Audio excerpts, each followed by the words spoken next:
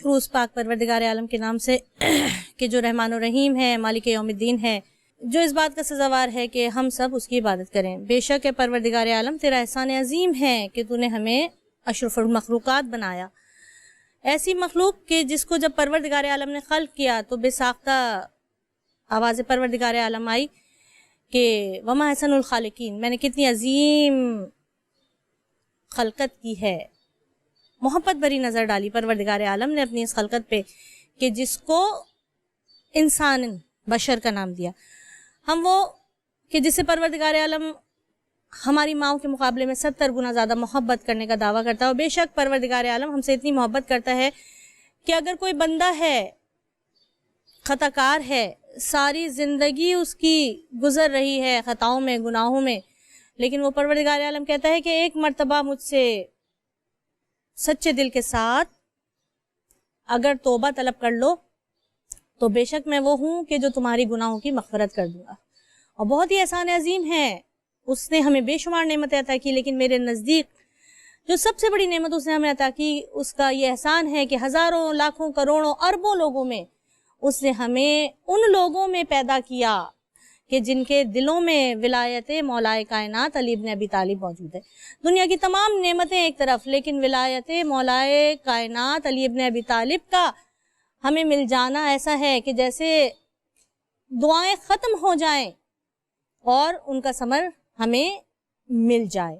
پروردگار عالم کا احسان ہے کہ اس نے ہمیں محبت مولائے کائنات اور محبت اہل بیت دے کر ہمیں اس دنیا میں بھیجا، کیونکہ یہ اہل بیت وہ ہیں کہ جن کی محبت کے صدقے سے پروردگار عالم نے اس کائنات کو خلق کیا، کہ پروردگار عالم خود یہ ارشاد فرماتا ہے لولا لما خلقت الافلاق، اے میرے حبیب اگر مجھے تیری پہچان درکار نہ ہوتی تو میں اس کائنات کو خلق ہی نہ کرتا، میں نے اس کائنات کو تیری محبت میں خلق کیا۔ یہ کائنات خلق ہی محبت محمد والے محمد میں ہوئی کہ فضائل محمد والے محمد کو پروردگار عالم ظاہر کرنا چاہتا ہے کہ کتنی محبت کرتا ہے۔ اور یہی اہل بیت اطہار ہیں کہ جن کے راہ پہ چلنے کا اور جن کے راستے پہ چلنے کا پروردگار عالم نے حکم دیا ہمیں، جنہوں نے اپنے اعمال و افکار کے ذریعے سے یہ بتایا کہ خوشنودی پروردگار عالم اگر حاصل کرنی ہے تو کس طرح سے حاصل کرنی ہے، کیونکہ پروردگار عالم نے ایک دین نازل کیا جس کو نام اسلام کا دیا، اور اس دین کو اپنے ہادی و رہبر جناب محمد مصطفیٰ صلی اللہ علیہ وآلہ وسلم، درود پڑھیں محمد والے محمد پر، اللہم صلی علی محمد وآل محمد وعجل فرج مدین، پر ختم کر دیا۔ آخری کتاب قرآن مجید جو نازل کی، کتاب ہدایت ہے، کتاب رحمت ہے کہ جس کے ذریعے زندگی گزارنے کا اصول بتائے، لیکن وہ کتاب وہ ہے کہ جو حکم دے رہی ہے وضاحت یہ اہل بیت اطہار اپنے اعمال و افکار کے ذریعے کر رہے ہیں۔ اسی کتاب میں پروردگار عالم یہ ارشاد فرما رہا ہے بسم اللہ الرحمن الرحیم وما خلقت الجن والانس الا لیعبدون، کہ نہیں خلق کیا میں نے جنوں انسانوں کو مگر اس واسطے کہ وہ میری عبادت کریں۔ ہماری اور آپ کی خلقت جس وجہ سے ہوئی ہے، پروردگار عالم ہمیں یہ بتا رہا ہے کہ میں نے تمہیں اس لیے خلق کیا ہے جنوں کو اور انسانوں کو کہ تم میری عبادت کرو۔ بے شک ہم اور آپ اب اس فاسٹ پیس دور میں اتنے مصروف ہو چکے ہیں کہ اپنی خلقت کا مقصد بھول گئے۔ اگر صحیح معنوں میں دیکھا جائے تو ہم اور آپ ہر کام کر لیتے ہیں سوائے خدا کی عبادت کے۔ اب خدا کی عبادت ضروری نہیں ہے کہ جو ہے ہر وقت بیٹھ کے تسبیح پڑھی جائے یا ہر وقت بیٹھ کے مصلی عبادت پہ بیٹھا رہا جائے۔ اللہ تعالیٰ نے عبادات کے درجے مقرر کیے ہیں، بہت رحیم و کریم ہے وہ پروردگار عالم۔ وہ تو اتنا رحیم و کریم ہے کہ اگر ہم جناب رسول خدا ارشاد فرماتے ہیں کہ اگر راہ چلتے پتھر نظر آ رہا ہے اور اگر کہیں کوئی جھاڑی نظر آ رہی ہے اور آپ اس کو اٹھا کے دور کر دے رہے ہیں کہ جس سے کسی کو تکلیف پہنچنے والی ہو، کوئی ایسی چیز ہو ضرر پہنچانے والی، اور آپ نے اس کو اٹھا کے دور کر دیا ہے، تو پروردگار عالم اس کو بھی عبادت میں شمار کر رہا ہے۔ وہ اتنا رحیم و کریم ہے کہ یہ کہتا ہوا نظر آ رہا ہے کہ ایک مومن کا دوسرے مومن کو دیکھ کر مسکرا دینا بھی عبادت ہے۔ اتنا رحیم ہے، اتنا کریم ہے، عبادات کے درجے مقرر کیے ہیں۔ اب اگر بات کی جائے تو پروردگار عالم نے عبادات کو حصوں میں تقسیم کیا ہے، جن میں سے حقوق العباد بھی موجود ہیں، یعنی بندوں کے حقوق، پھر ہے حقوق اللہ یعنی اللہ کے حقوق۔ اب مولا یہ ارشاد فرماتے ہیں کہ پروردگار عالم اتنا رحیم و کریم ہے کہ ہو سکتا ہے کہ تمہارے ذمہ جو اللہ کے حقوق ہیں، جن میں نماز ہے، روزہ ہے، حج ہے، زکوٰۃ ہے، خمس ہے اور نہی عن المنکر اور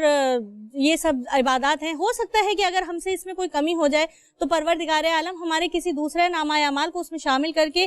ہمیں اس کا ثواب عطا کر دے، لیکن وہ اپنے بندوں کے حقوق ہم پہ معاف نہیں کرتا. بندوں کے حقوق میں سب سے پہلے جو حقوق ہم پہ واجب ہیں وہ ہمارے ماں باپ کے حقوق ہیں, کہ جن کا ادا کرنا ہم پہ سب سے زیادہ واجب ہے. کہا یہ کہ تمہارے ماں باپ کا تمہارے اوپر حق یہ ہے کہ اگر وہ کافر بھی ہیں اور تمہیں کسی بات کا حکم دے رہے ہیں تو تمہارے لیے یہ واجب ہے کہ ان کے اس حکم کو سوائے کفر کے علاوہ تم ان کے ہر حکم کو ماننے کے پابند ہو, اس بات کے پابند ہو کہ تم ان کی ہر بات کو مانو سوائے کفر کے. وہ اگر اللہ کے دین میں شرک کرنے کا حکم دے رہے ہیں یا اللہ کے دین میں کسی قسم کی ملاوٹ کر رہے ہیں اور تمہیں یہ حکم دے رہے ہیں کہ تم اس پہ عمل کرو, تو صرف وہ عمل ہے کہ جس کے لیے یہ بات ہے کہ تم اس حکم کو ماننے سے انکار کر سکتے ہو. اس کے علاوہ تم اپنے ماں باپ کو کسی بات کے لیے نہ نہیں کہہ سکتے. ہر بات کے لیے ان کا واجب ہے تم پہ کہ تم کی بات مانو. پھر اس کے بعد بہت سارے حقوق ہیں, ماں باپ ہیں, بہن بھائی ہیں, اپنے جو ہے وہ رشتہ دار ہیں, بہت سارے حقوق ہیں جو ہم پہ واجب ہیں, لیکن ان میں اللہ کی طرف سے کوئی کسی قسم کی کوئی بھی جو ہے وہ معافی نہیں ہے. پروردگار عالم یہ کہتا ہوا نظر آتا ہے, امام یہ ارشاد فرماتے ہیں کہ اگر تمہاری وجہ سے کسی کا دل دکھ گیا اور اس حد تک دل دکھا کہ اس کی آنکھ سے آنسو جاری ہو گئے, ہر چند کہ تم نے یہ جان بوجھ کے نہیں کیا, لیکن پروردگار عالم جب تک اس ایک آنسو کا بدلہ بھی تم سے نہیں لے گا,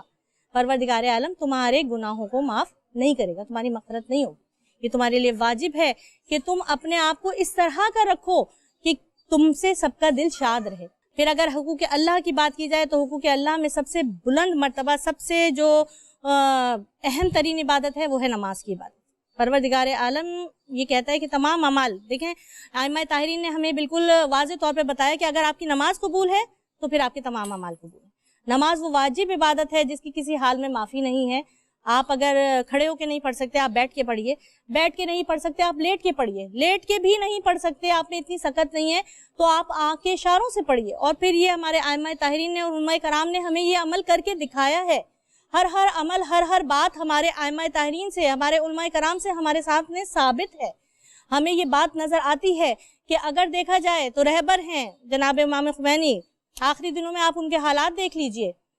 کہ کیا حالات ہیں, کہ بیماری اور نقاہت سے یہ حال تھا کہ ان سے کھڑا بھی نہیں ہوا جا رہا, خود سے بیٹھا بھی نہیں جا رہا, حد یہ ہے کہ غذا بھی نہیں کھائی جا رہی ہے. لیکن اگر آپ آخری ایام کی اگر ان کی جو ویڈیوز ہیں پرانی نکال کے دیکھ لیجئے, ان کے آخری ایام کی جو ہے دن جو ہیں ان کو دیکھ لیجئے, اٹھا کے دیکھ لیجئے, تاریخ میں یہ سب کچھ موجود ہے. آج کل تو اتنا فاسٹ پیس دور ہے, ہر چیز جو ہے وہ میڈیا پہ بھی موجود ہے, ہر چیز یوٹیوب پہ بھی موجود ہے, ہر جگہ پہ یہ چیزیں موجود ہیں. آپ دیکھ لیجئے کہ ان کا یہ حال ہے کہ آخری وقت تک انہوں نے نماز پڑھی ہے, اور اس طرح سے نماز پڑھی ہے کہ ان کو سہارا دے کے اٹھایا گیا ہے, بٹھایا گیا ہے, سجدہ کرایا گیا ہے, لیکن انہوں نے کسی قسم کی نماز میں کوئی کوتاہی نہیں کی, نماز نہیں چھوڑی. یعنی نماز وہ عبادت ہے کہ جب ہم نماز پڑھ رہے ہیں تو ہمارے تمام اعمال قابل قبول ہیں, ورنہ ہمارا کوئی بھی عمل قابل قبول نہیں ہے. مولا ارشاد فرماتے ہیں قبر میں سب سے سخت جگہ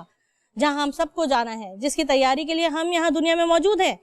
قرآن مجید میں پروردگار عالم نے ارشاد فرمایا دنیا دارالاخرات, دنیا آخرات کی کھیتی ہے, جو کچھ دنیا میں کرو گے وہ تمہیں آخرت میں ملے گا. دیکھیں ویسے تو کہتے ہیں نا کہ جو آپ کریں گے وہ آپ کو دنیا میں بھی بھگتنا پڑے گا, وہ تو خیر ہے ہی, لیکن جو ہم دنیا میں کریں گے اس کا سب سے زیادہ جو جواب دینا پڑے گا وہ قبر میں دینا پڑے گا. اور تمام نیک اعمال, چاہے وہ کوئی بھی عمل ہو, بڑے سے بڑا عمل ہو, چھوٹے سے چھوٹا عمل ہو, وہ جب ہی قابل قبول ہے جب ہماری نمازیں قابل قبول.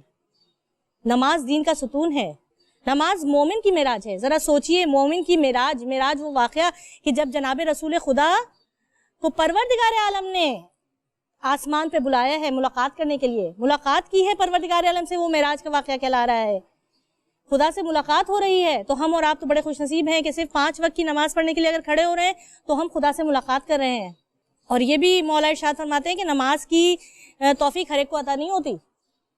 جس کو خدا چاہتا ہے اپنے سامنے بلا لے دیا کرتا ہے. جیسے ایک بات ہے کہ مجالس اعضاء میں اگر جانے کا سلسلہ ہے تو اب ایام اعضاء چل رہے ہیں, ہم سب جانتے ہیں ایام اعضاء کے دن ہے, لیکن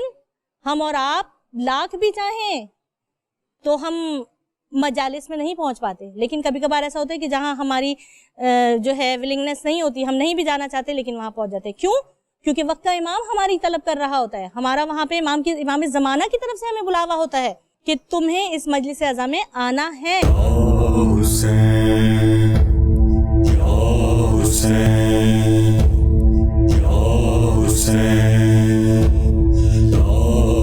حسین